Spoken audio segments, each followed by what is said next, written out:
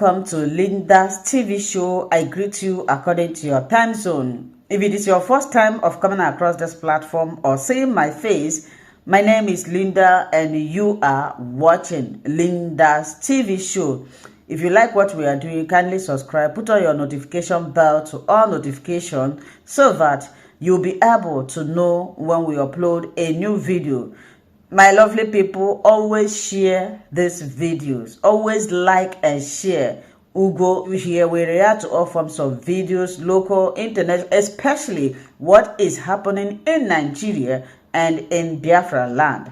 I put a disclaimer that here in Linda's TV show, we do not promote misleading information, hate speech, violent or instigating war. We are to all forms of videos and we are here to inform, educate, enlighten members of the public about what is happening. Of course, I will always seize every opportunity to appreciate YouTube for creating this platform that we are using to disseminate this information to the members of the public. YouTube, thank you so much. So, demanding for self-determination today, they are termed terrorists across the world. While the terrorists in the north are called repentant and they are rewarded. Whether you are Hausa, Igbo, or Yoruba, as long as you are living peacefully in the city of Biafra land, you are safe and secured.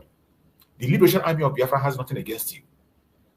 Their duty was made clear to go against the invaders of our land.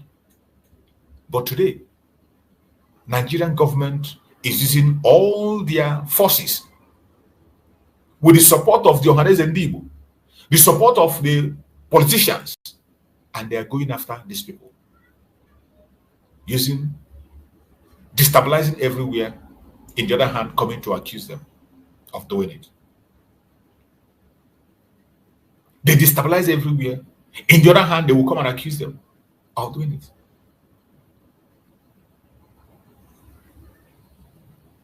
But our Supreme Nnamdi Kanu today, an innocent man is languishing in jail. Our Prime Minister, who came to maintain security in our land, who came to place security and make sure the people are secured. Today, they blackmailed him. They lied against him. They pushed all manner of lies against him. And finally, they took him and they arrested him. Simply because he was calling for the self-determination of his people and defending his people. That was the crime someone committed. What is? Self-determination has now become a crime because it is us.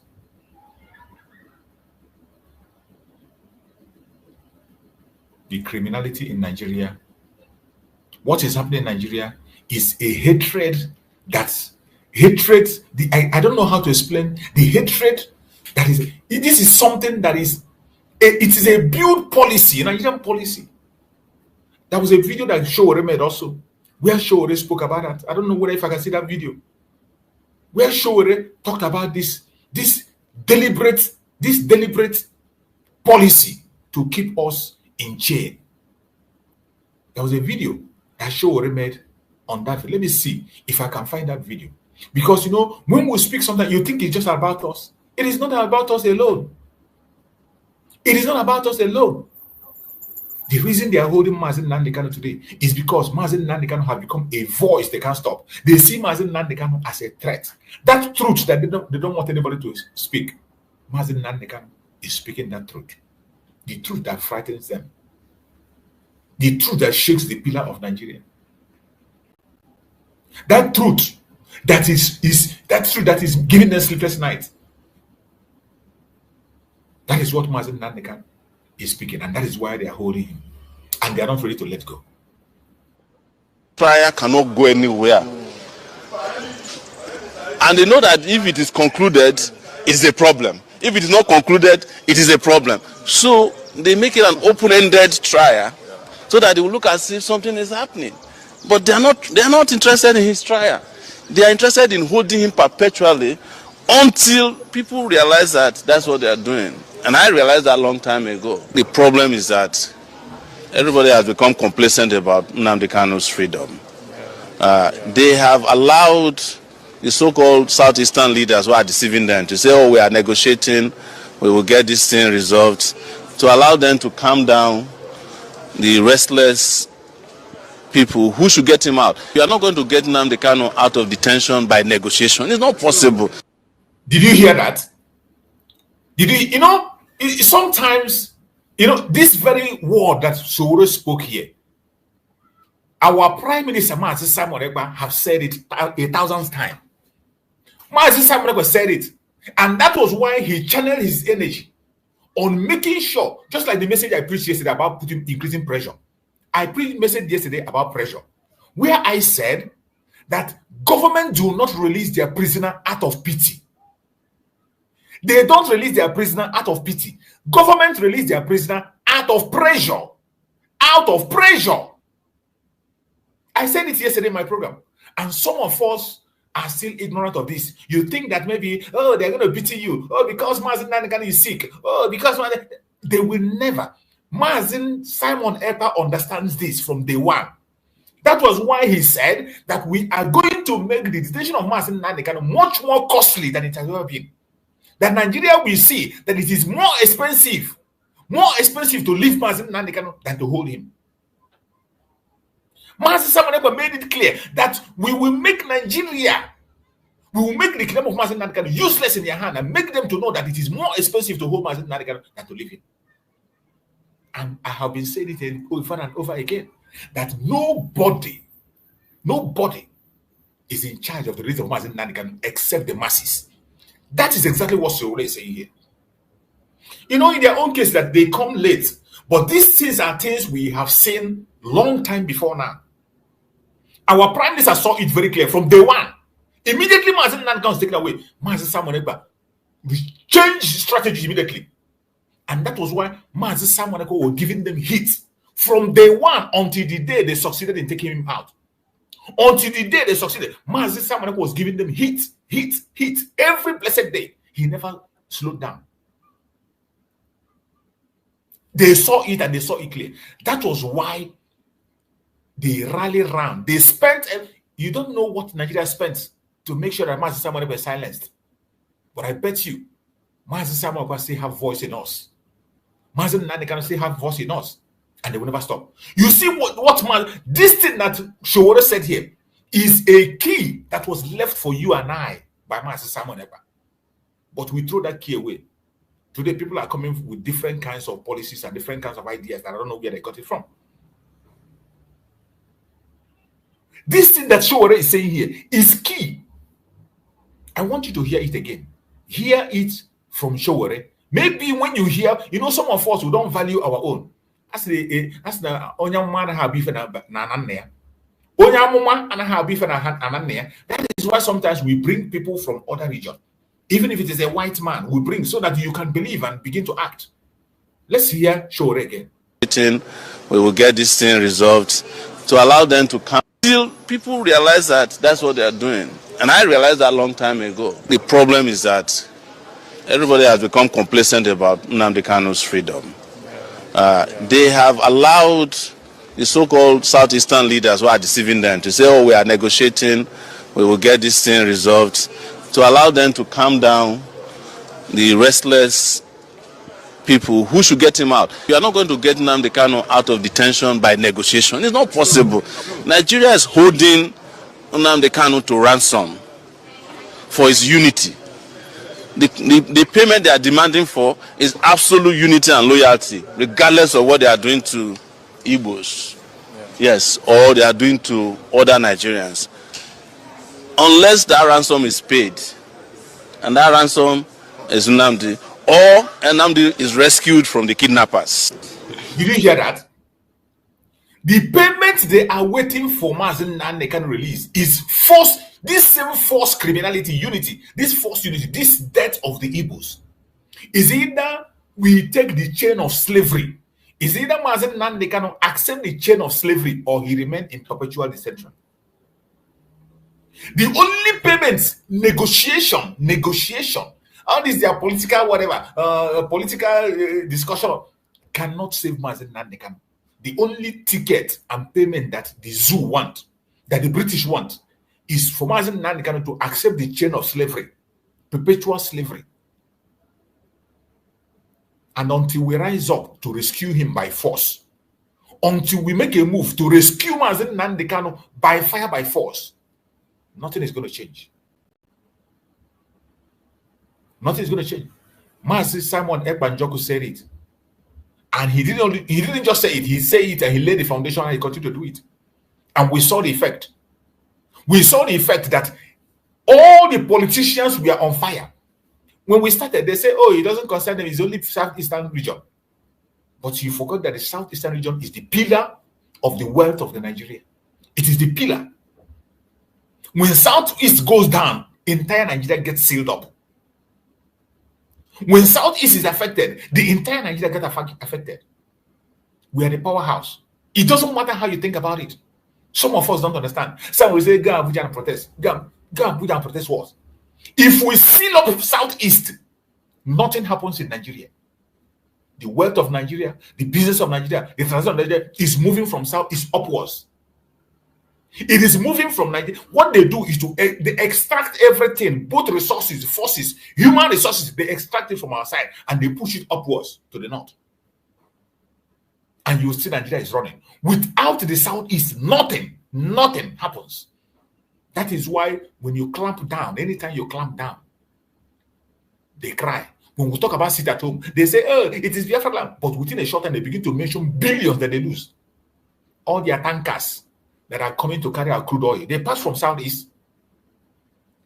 All their vehicles, they used to come and take the wealth from Biafra. They pass. If we seal it up and say, you cannot take the resources, there is no way to take the resources and move upwards. If we seal it up, they cannot do anything. In our own land, we don't need to go there. We don't need to go there. We block them and make sure that nothing from our side is going up. Nigeria will starve to death. Nigeria will starve to death. But some of us don't understand this. You just hear Sowore say it in the black and white that no negotiation will free Mazi Nnamdi Kanu. It is the people. But they have succeeded after they remove Mazi Simon Ekpa. They have now succeeded in making the people. You see, this is one thing with this. You know, all this while Mazi Simon was there. Even this Sowore knows very well.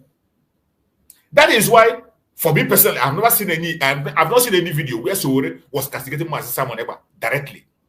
I've not seen.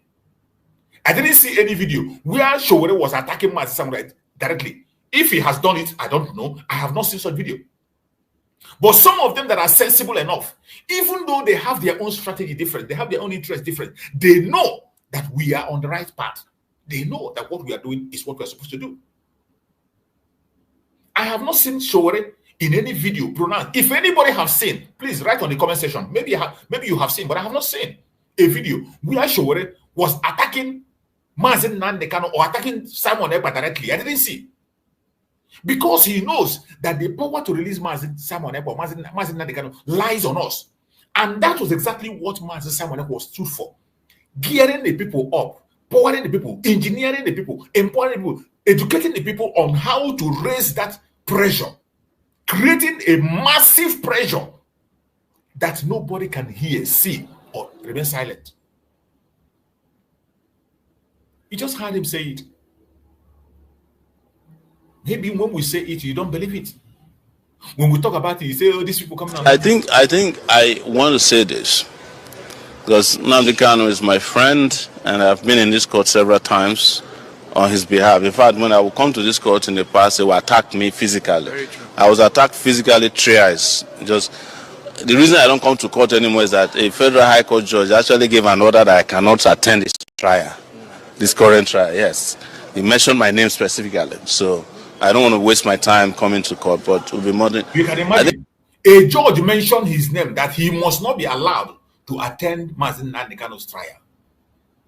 That is how serious it is. A judge specifically mentioned his name. Do not allow this man to come and attend Mazi Nnamdi Kanu's trial. When we talk about the hatred on the Igbos, it is not a child's play. It is foundational, planted by the British themselves, put in place by the British. They water it, they fuel it. It is in the root of Nigeria. You don't mention Nigeria without the hatred of Igbos. Nigeria can never ever survive. Any day Nigeria stop hating the Igbos, that means Nigeria has ended. That name will be obliterated. Any day the hatred on Igbos stop, Nigeria will completely obliterated. Now you know how serious it is. When we are fighting to end this zoological problem, it's not against any tribe. It is not against any individual. It is not about anybody. Not about any tribe. Not about hatred on any tribe. It's about destroying the foundation that is standing on our neck. An evil foundation that was led by the British to press our neck. The neck of the British on our neck, making us not to breathe. That is what we are trying to remove. When we want to say, break up Nigeria, throw that name to the dustbin where it belongs, it's because we want to save our life. The neck of the British has been on our neck for too long. Their leg has been pressing our neck for too long in the name of Nigeria.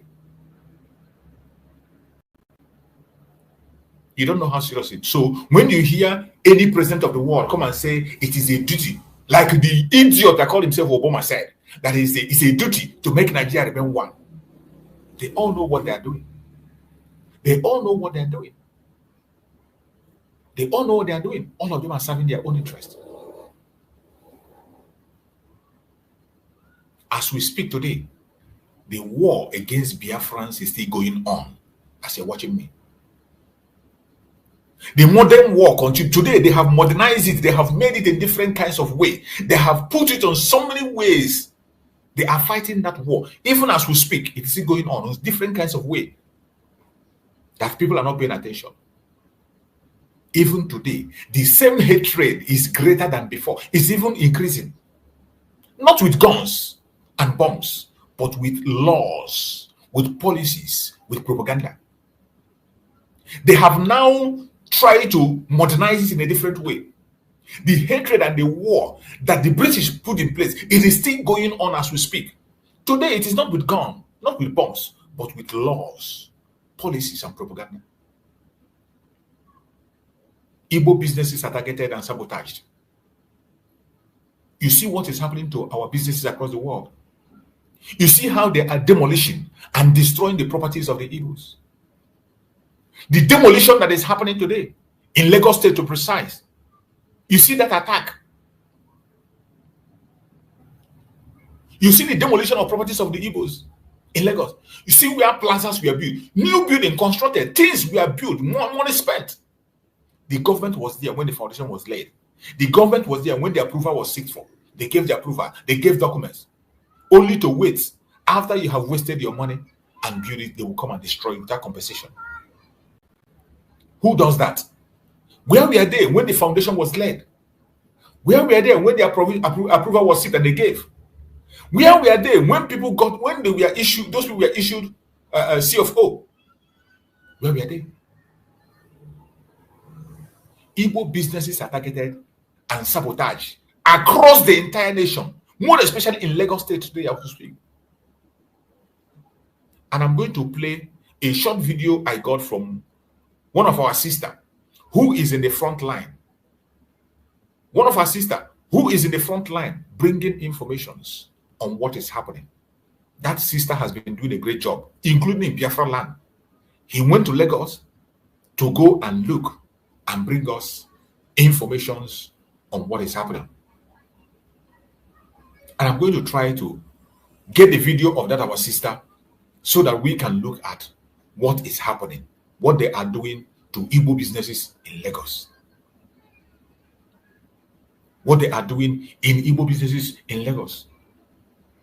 We will not keep silent. The hatred against us, the hatred against Igbos, it is not just a mere say. It is not a propaganda. It is a reality. It is a reality. It is a reality that started far, far back. It didn't start yesterday.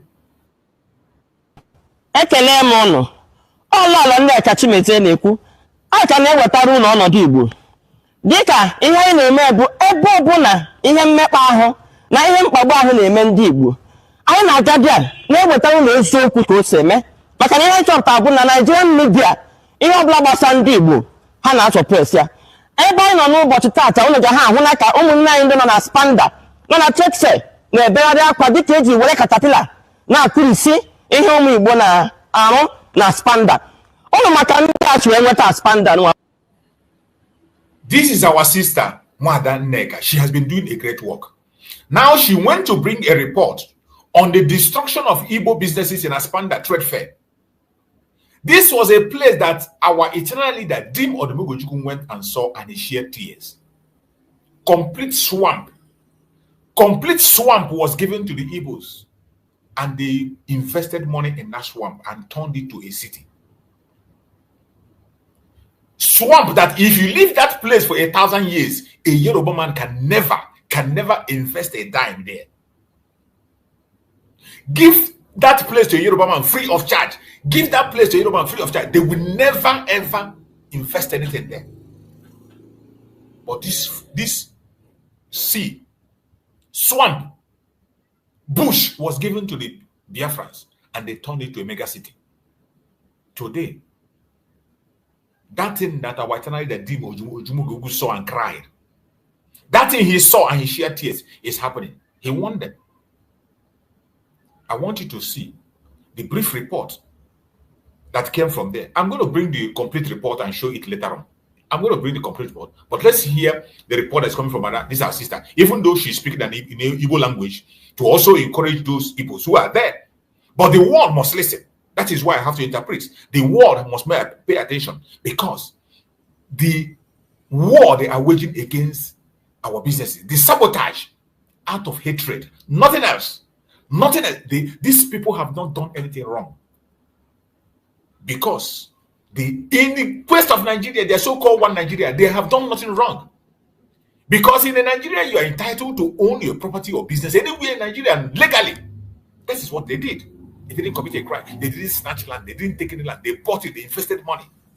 In fact, the place that was given to them was a swamp. They made it a land. Today, the government came and destroyed property that worth billions of dollars.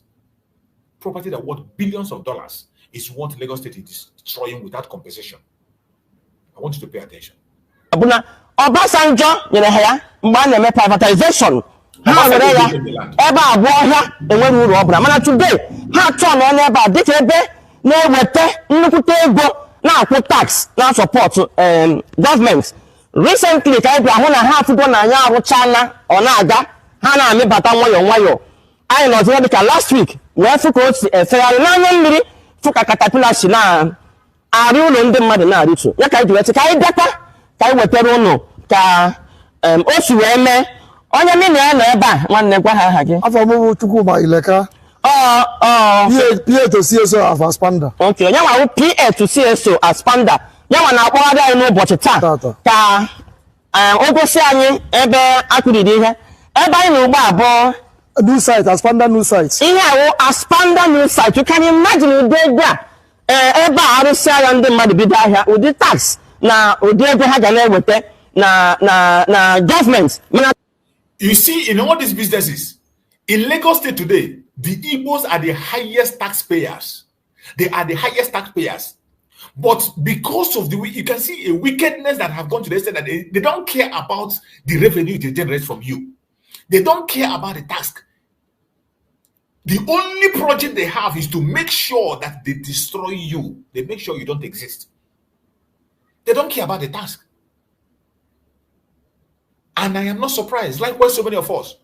Every one of us had a voice note that leaked from the terrorist today that they made the vice president. The terrorist that is the vice president, we saw his communication with Amosu when he was talking about what is happening today. When he was discussing exactly what they discussed on that very leaked audio is what is happening in Lagos today. Nothing removed. The way that man, the way that terrorist that is the vice president today, the way he discusses was the way it is. And you can now understand that that discussion was made with Tinubu. That discussion was made with Tinubu, and that terrorist leaked it to Amosu. And Amosu was hearing it as a surprise. Even he himself was hearing it as a surprise. But today, when we saw that voice note, we thought it was a joke.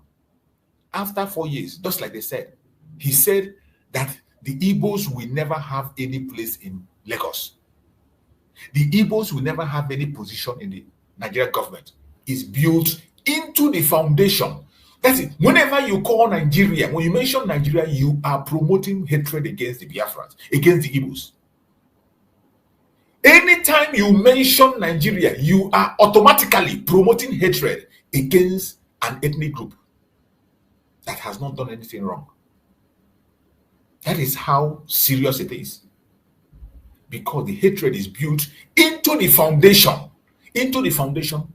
of Nigeria. That some people today, some youths today that carry this hatred with them don't know how it started. Even they don't know what they're doing.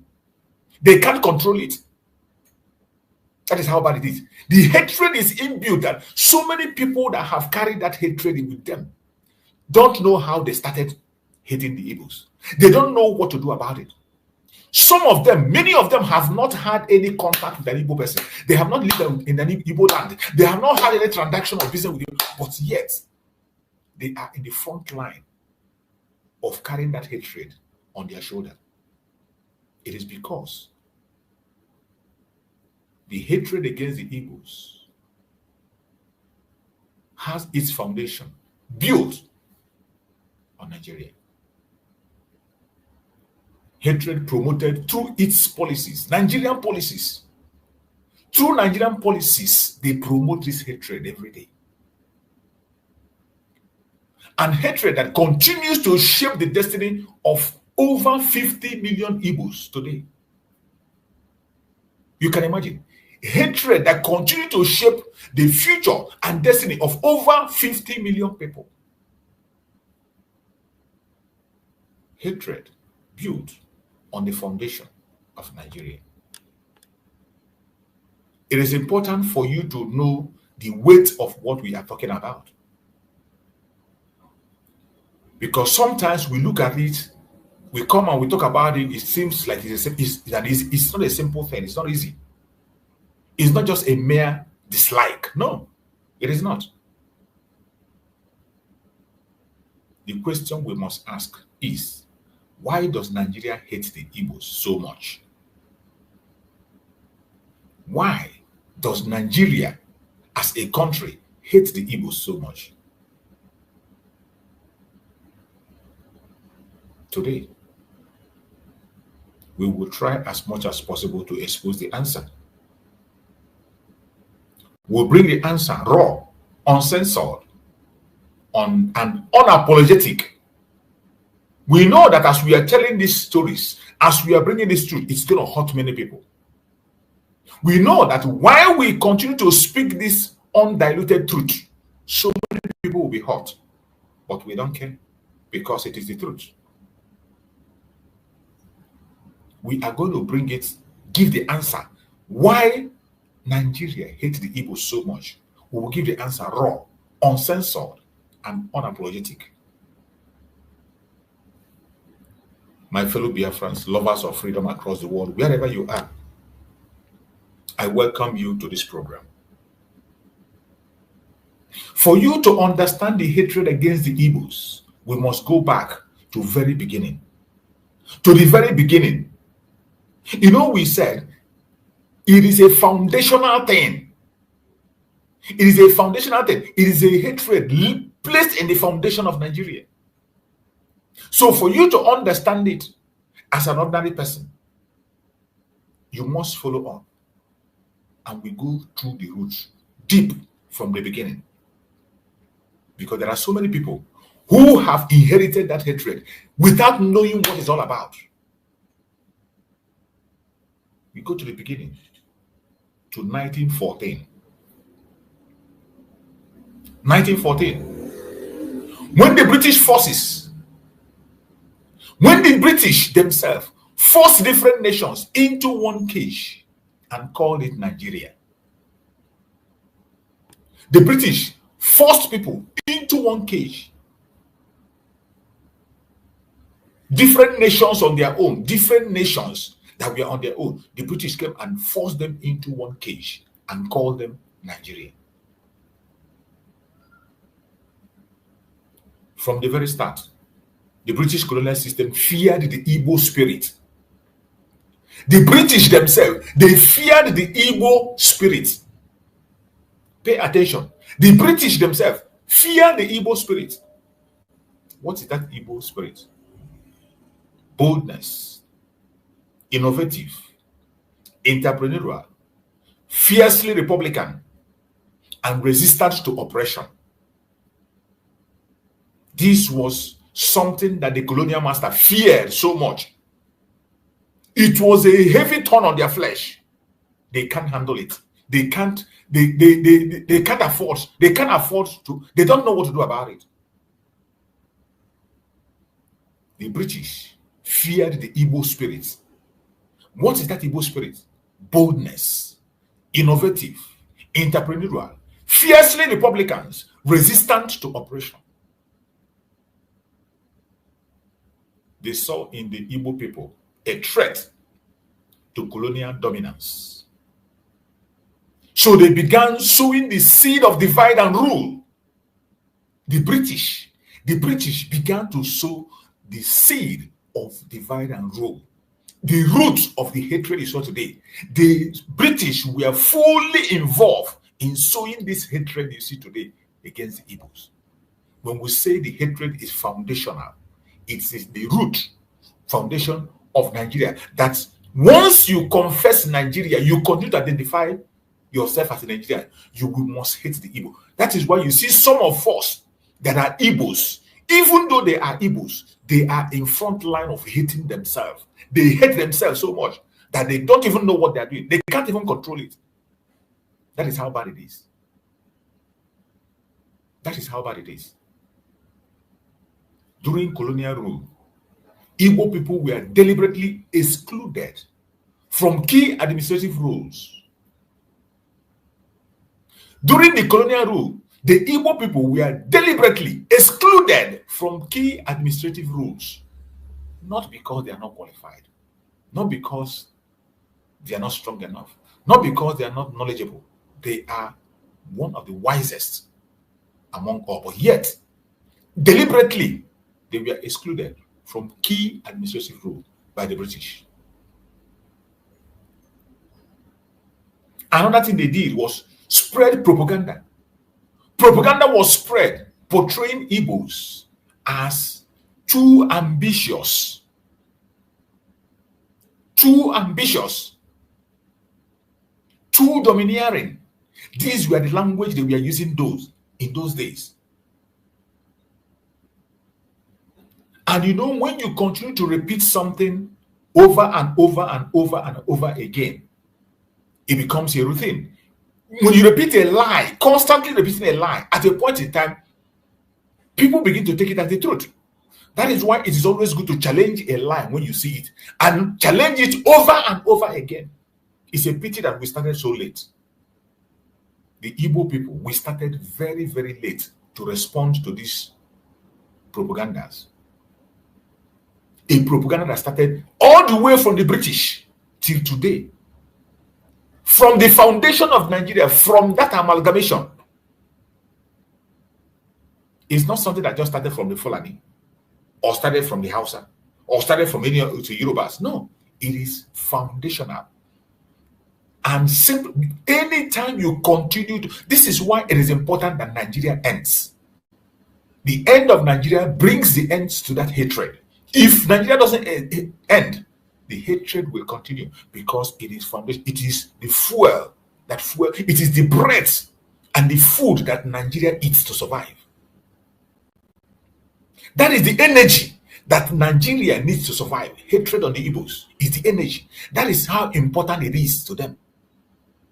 That is why you see anybody that comes into that entity to serve in any position, it doesn't matter what position it is, you want to serve Nigeria. The first thing you have to do is to show that you can be able to underrate, undermine, destabilize, and destroy the Igbos. Propaganda was spread, portraying Igbos as too ambitious and too domineering. Other ethnic groups we are taught to fear and hate Igbo progress by the British. The hatred we are talking about is foundational. That is how evil the British were. That is how evil. That is why when you mention Nigeria, those of us who knows what we are suffering and what we are going through, when you begin to represent yourself as a Nigerian, we see you as an evil person. We see you automatically, you're a demon. That is what you are. An unrepentant demon. That's what you are. And that is how Nnamdi Kanu sees every one of them. That is how Mazi say, and every one of us that is genuine Biafran, there is never a time you will see somebody. There's never a time you will see something out of that entity, because we know the foundation. We know their objective. We know their policy. We know why it was created. The British forced other ethnic groups, and they were taught, other ethnic groups were taught to fear and hate the Igbo progress. Up to this day, every ethnic groups in Nigeria, including some of our Igbo brothers, they fear and they hate the Igbo progress. Most of the things they are afraid of cannot be substantiated. There was a video I played yesterday where Nnamdi Kanu was explaining about this issue. That even when they claim, when they planted the seed of discord in the southeast, the old southeastern region, and they told our brothers in the different area that we are domineering, we're going to take them over. Some of them were preaching the message that will take them over. And when the case was stated, when the issue was brought to court, they couldn't present any place where they were being maltreated by the Igbos or where something was done against them. Simply because the British made them to believe so, and they believed it. And in that explanation, Nnamdi Kanu said that was why, in that case, they were advised, if you are afraid of existing with your Igbo brother, they are going to dominate you, they are going to take over you, even when there is no traces of that, then go into the service, serve in the police, take charge of the law, so that you can be saved. And that was why you have many people from Calabar, from Cross River, from River area, involved in police. They were majorly in police then, to police the nation, since they are afraid that the Igbos in the southeast are going to dominate them. Even when there are no substantiated evidence that such happens. This foundational hatred planted by the British against the Igbos. But the hatred exploded into full-blown violence in 1966. This very hatred exploded into full-blown violence in 1966 when a military coup led by an Igbo officer was used as an excuse to begin mass killing of Igbos across northern Nigeria. Remember, that coup was a Nigerian coup by Nigerian military officers. The only problem was that the leader of the coup is an Igbo man. And the funniest is that today, they are even telling the people from that area that they are not Igbos. Today, you will see somebody who is from, I think, Opanam, the place that Chukwuma Kaduna Nzogu is from.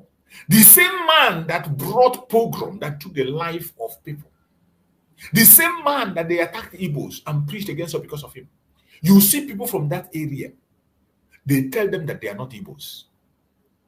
They come out and say, you see them online, ranting and say they are not Igbos. But because of what a brother did from that area, an entire ethnic group was attacked in 1966. A military coup led by one person from Niger Delta, Opanam, Chukwuma Kaduna Nzogu, supposedly an Igbo man. There was a Yoruba man involved. There are other tribes involved. But because the leader was an Igbo man. And the wickedness got to the extent that today, even people from the area of that man, people from his own village, are claiming that they are not Igbos. Some of them are claiming. And the thing is still being pushed by Nigerian politicians. Encourage them and tell them they are not Igbos. They deny their Igbo-ness, even though they know that they brought a suffering upon their brothers that we are still facing up to today.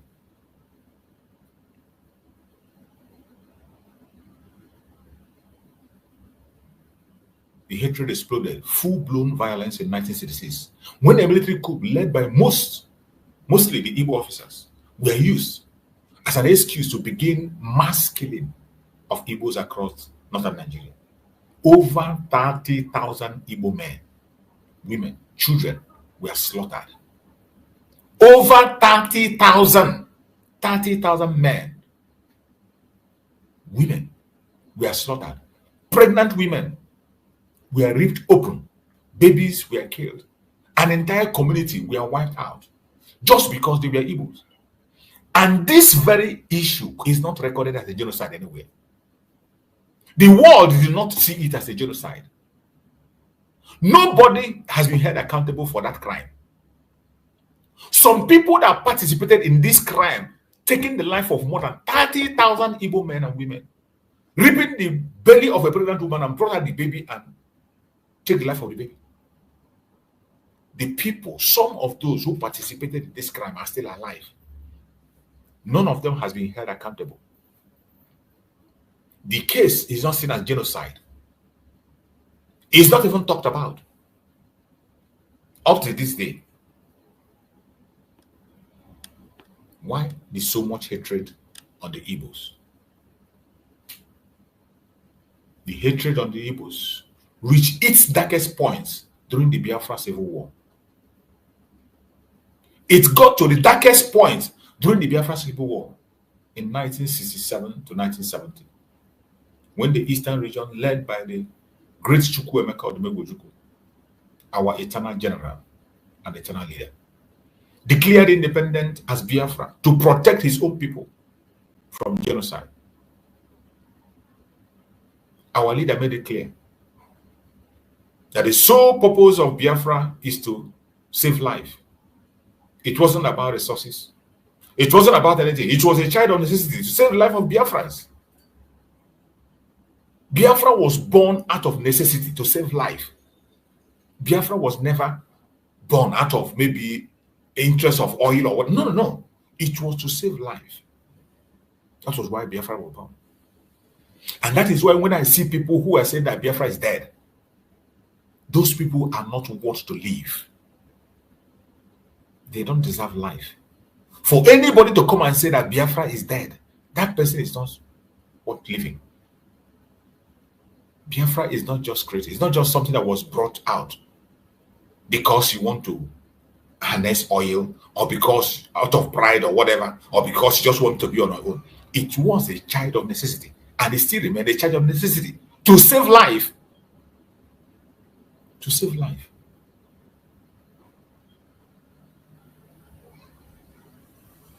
Biafra independence was declared to protect the people of Biafra from genocide. Nigeria responded with a brutal military campaign supported by its allies. Over 3.5 million, according to their own estimates, but we know it's up to 5 million people that died. But in their own estimate that you can read online, and they agreed to, in the estimates they agreed to, they said over 3.5 million. And you know that 3.5 million, when they said 3.5 million, you know what to expect. We know that it was more than 5 million people that died. Yet, it was not seen as anything. Most of them died out of starvation. Mostly of them who starved to death due to Nigerian blockade of food and medicine. And we know that you don't use hunger in warfare. It's a war crime. For you to use hunger in warfare is a war crime. It's against Geneva Convention. But Nigeria used that with their allies, the British, the French, the Arab nations, to an extent the United States, because they were there and they were silent watching. They committed that genocide against Biafrans. And up to today, because of that hatred that is being planted by the British. British went ahead to spread the hatred outside, to create a global hatred against the Biafrans and remove the attention of the world on that. That is why today, the genocide against Biafra is not recognized as genocide anyway. Biafra genocide is not recorded anywhere. It's not recorded anywhere. But that one, that the pogrom, 30,000 people murdered in cold blood, and the civil war, where almost 5 million people lost their life. It wasn't recorded anyway as genocide. How much more do the world want us to die before they know that we deserve freedom? How many people more need to die before they will know that we need to be free? How much more people, how many people need to die again? Nigeria bombed civilian areas during the Civil War. Nigeria, during the Civil War, they bombed schools. Nigeria bombed churches. Nigeria bombed marketplaces during the Biafran War. There are evidence in pictures, in videos of these atrocities. And today, there are people who were involved who are still alive and they have not been held accountable. What else could be injustice than this? What other injustice can be greater than what happened to the Biafran people? With the help of the British and other foreign powers, they bombed our schools, they bombed our churches, they bombed our markets. And because they were fully involved, the world powers were fully involved in this atrocity, they sat on it and made sure it is not talked about.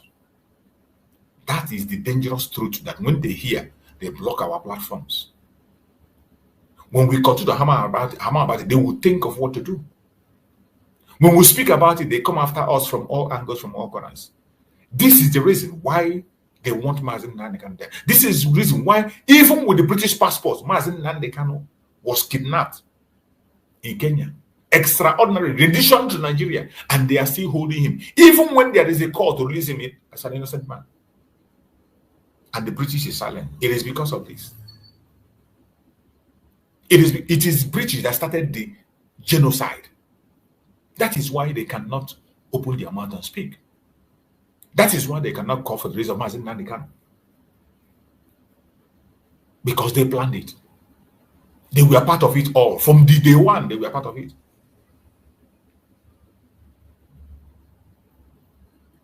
The Nigerian Civil War was never about unity. When you hear the criminal who call himself Gowon come to the national TV and say the Civil War was about unity, a lie from the pit of hell. The Nigerian Civil War was never about unity. It was about destroying the Igbo nation. The Nigerian Civil War was about destroying the Igbo nation. It was never about unity. If it were to be about unity, our eternal leader, Dim Odumegojuku, took them to Aburi. When they got to Aburi, a discussion was made. The discussion was not to divide Nigeria. The agreement that was reached in Aburi was not to divide Nigeria. And our eternal leader signed up to everything. Gowon signed up to everything. But after they came back to Nigeria, as usual, the British made their calls and Gowon changed 360 degrees and begin to do a different thing. After signing signatures in Aburi, Ghana, he came back and turned 360 degrees. And our eternal leader said, no, that wasn't what we agreed. On Aburi we stand. And what's else? The rest is history. Almost 5 million people lost their life. And this same man who committed this genocide, this man who was in front of this genocide today, who is in front of this hatred they are seeing today, is still moving around. And he had the God to come to national TV and say that the war was about unity. Unity? What unity? To unify who and who? To unify who and who? The war was about destroying the Igbo nation. And even after the war ended, the hatred did not stop. The hatred did not stop after the war. It was simply packaged into policies and marginalization. What they did is that they packaged the hatred. After the Civil War, they packaged it. They well packaged. Through the advice of the British, as always. You know, they are the master manipulators. They packaged it and told them what to do. And how did they do it? They went into policies and marginalization, which is what we are seeing today. The post-war policies, how hatred become government policy.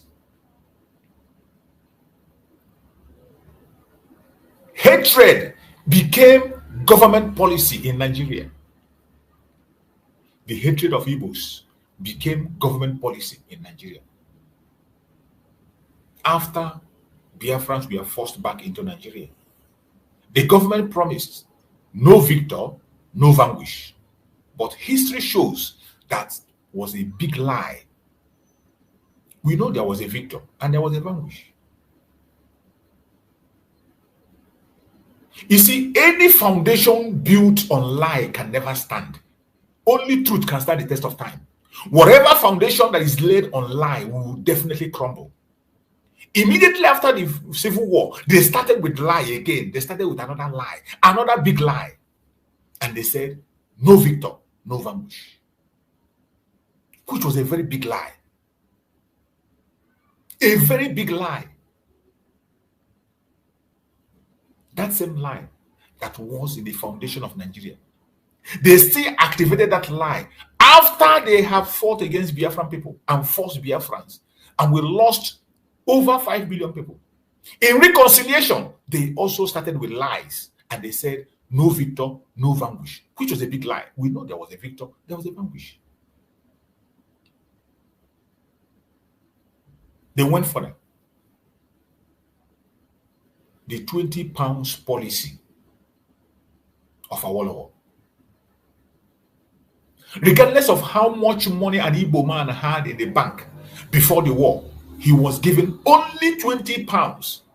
And at this time, we know that the Igbos are traders and there are Igbo millionaires. Remember at that time, the father of our eternal leader, Dim Odubugojuku, was the richest person in that Nigeria. There were many Igbo rich men who had millions of pounds in the bank. But regardless of how much money you earn as an Igbo person, no matter how much you have as an Igbo person in the bank before the Civil War, the person is given only 20 pounds. A deliberate plan to cripple Igbo wealth. Deliberately, they want to cripple Igbo wealth. They want us to remain slaves. These were the people that told you no victor, no vanquish. These were the people that told you no victor, no vanquish. The next thing, it becomes 20 pounds policy. You see the unrepentant hatred, the foundational hatred of an Igbo man. As if that is not enough, they came again with the federal character policy. The federal character policy designed to limit Igbo representation in key positions, ensuring they have rights.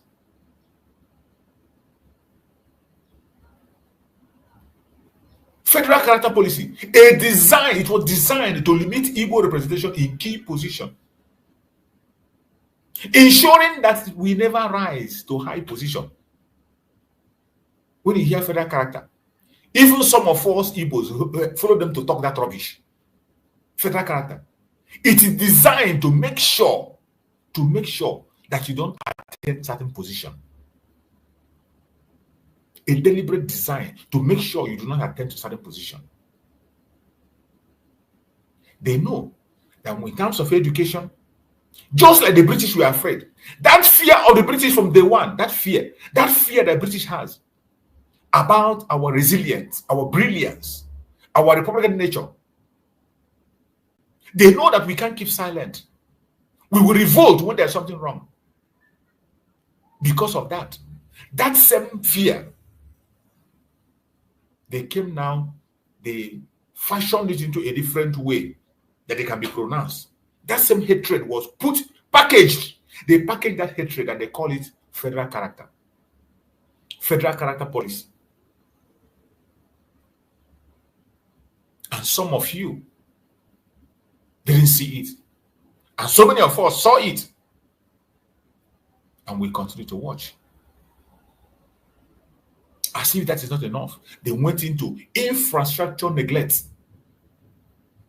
Every infrastructure in the southeastern region is neglected. There is no federal government presence at all. The southeast roads, the airports, the seaports, deliberately they abandon everything that has to do with Biafra land. Some of you go and check history, you see that the very first seaport that was approved when the colonial masters was there was in Biafra land. The very first seaport was in Biafra land. Today, it is abandoned. It's still there. And they made sure it never functioned. I have played a video here.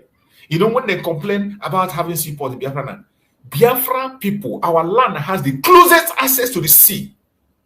Biafra land has the closest access to sea. But in the same manner, you know, they capture some minds and they say, oh, that the Biafra land how do they say? They say Biafra is landlocked. They say Biafra land is landlocked. And when they preach this landlocked, the most painful thing is that our fellow Biafrans join them to preach and say that Biafra land is landlocked. Up to today, the one that shocked me was when this man, a Nollywood actor, Pete Edochie was making a program and he opened his mouth and said that Igbo land is landlocked. You can imagine if somebody like Pete Edochie can open his mouth and say Igbo land is landlocked, you know we are in trouble. You know we are in a very big trouble. A program I saw, Pete Edochie, in an interview was saying that Igbo land is landlocked. This is somebody who is supposedly be educated, enlightened, preaching and say Igbo land is landlocked. But I bet you, Igbo land has the closest access to the sea. I have played the program here several times, where it was explained. The shortest distance to the sea is in Igbo land. In Igbo, I'm talking about within the 5 states. The first seaport that was approved by the British is in Igbo land. But all these things were abandoned because of the fear of the success, the envy of the success, the fear of the strength of the Igbo person. Not because we committed any crime against anybody, not because we were involved in any fraudulent issue, not because we took any life or we took any land. There has not been any record of anywhere where Igbos went and took over people's land, took over people. It's not because we don't have the population, not because we don't have the weapon, not because we don't have the things to do it, but it has never been a record. It is against the will of Chukwu Okike for you to take over anybody. We believe that every human being has the right to exist in their own. Whether one person, 2 person, 3 people, they have the right to exist. That is what we believe.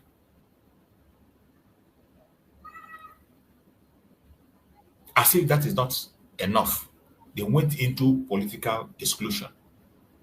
No Igbo person has been allowed near the presidency for over 5 decades. Stay counting. Political exclusion, intentionally, deliberately, and they will tell you to your face. The funniest thing is that most of these things, they are not hiding it. Most of this hatred, they don't hide it. They defend it, they defend it face to face, go to the national TV, they defend it. They defend it. And ask them, what had an Igbo person done? Nothing. Nothing. A hatred that was planted and introduced by the British from the onset because of the fear of the wisdom, the strength, the progress of an Igbo man. The ability to oppose oppression. Because the colonial master saw it as a threat, they went ahead to instigate hatred against the Igbos, and that hatred has continued today. And it is that hatred that is still making them to be in charge of the resources in Nigeria today. It is that hatred that is helping them to continue to hold the Zoological Republic. Anytime you hear one Nigeria, it is a unity in hatred against the Igbos. They are calling for your vets. They are calling for your extermination. And you are not paying attention. It is a shame. It is a shame. They went ahead to use their security officers to be targeting the Igbos. Igbo youths labeled terrorists at every given opportunity. Hello, my wonderful people. As we have finished watching this interesting video, please, I want to see your comment, your contribution, your opinion in the comment section. Like I said earlier, let us do it constructively. Tell me what you think about this video that you have just watched, and also about the platform. If you haven't subscribed, what are you waiting for? Please remember to subscribe, put on your notification bell, share this video, and remain blessed.